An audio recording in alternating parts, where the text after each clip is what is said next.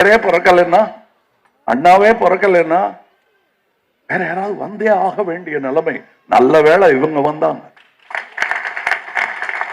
சரியான ஆட்கள் சரியான நேரத்தில் வந்தது. அதோட எங்கேயோ 1920 ஆரம்பிச்சாச்சு இந்த இயக்கம். அதுக்கு உருவம், அதற்கு பொருளும் மக்களுக்கு புரிய நேரம் ஆகிவிட்டது. அவ்வளவுதான். அதுக்காகத்தான் இவ்வளவு 75 வருஷம் ஆச்சு. எங்களுக்கு புரிந்து விட்டது. என் வயது என்னவோ அதுதான் என் புரிதல் டிஎம்கே பற்றியது. நான் கண் திறந்த போது பார்த்த சூரியன் தான்.